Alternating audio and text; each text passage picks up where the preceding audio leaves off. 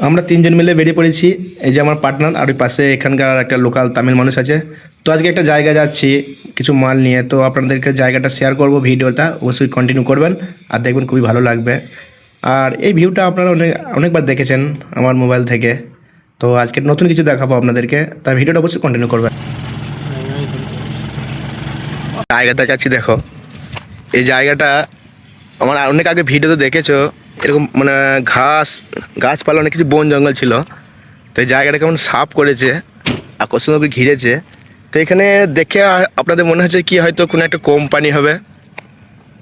আমি এরকমই ভেবেছিলাম যে হয়তো কোনো একটা কোম্পানি হবে, কিন্তু এটা কোম্পানি হবে না বা ফ্যাক্টরি কিছু হবে না।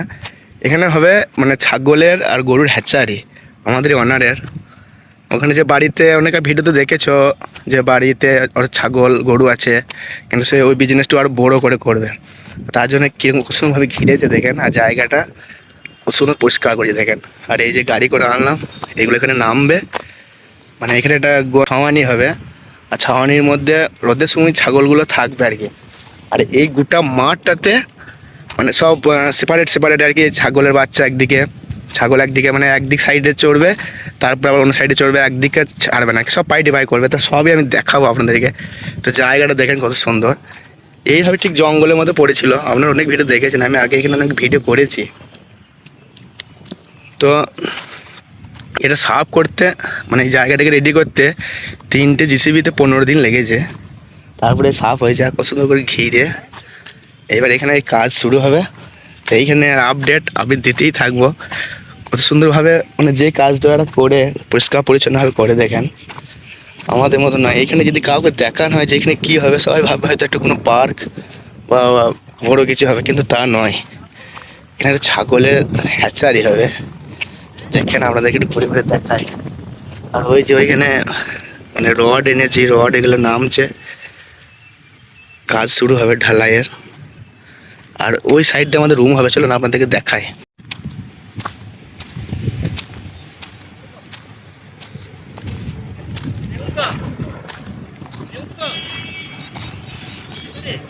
আর এটা পুরোটাই ফাঁকা মাঠ, চারিদিকে সব ফাঁকা, ছোটোখাটো ফ্যাক্টরি। এখানে একটা ফ্যাক্টরি রয়েছে গুড় বাদামের, আমরা যে দোকানে 5 টাকা দিয়ে গুড় বাদাম খাই, সেই গুড় বাদামের ফ্যাক্টরি এটা।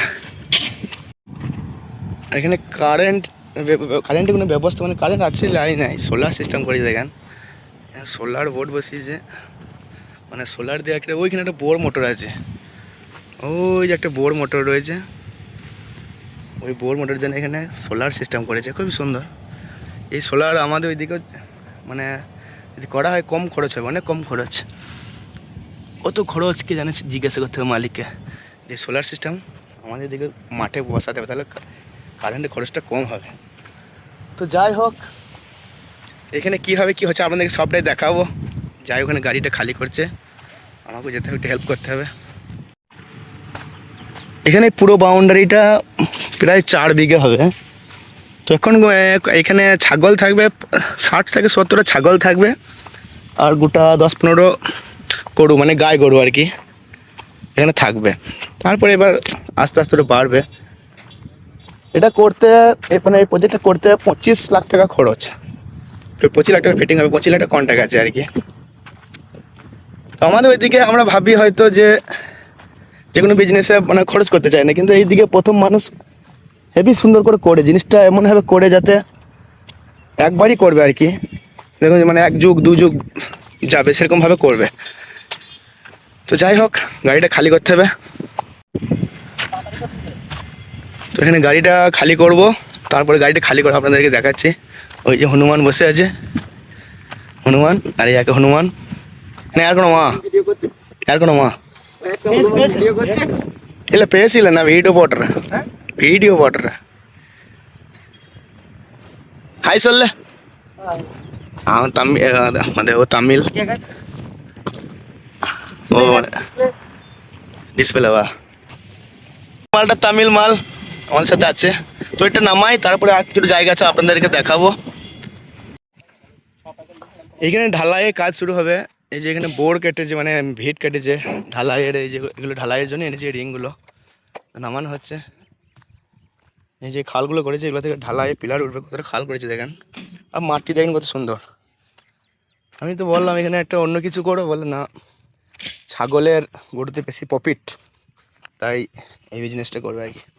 তো খাল কেটে রেখে দিয়েছে, এই জায়গা দেখবো সুন্দর ফাঁকা জায়গা, পরিষ্কার পরিচ্ছন্ন জায়গা, অনেকটা লেন, প্রায় 4 বিঘা হবে। এতে ঘিরতেই কত টাকা খরচ আছে, যাই হোক বড়ো বড়ো মানুষদের পয়সা আছে।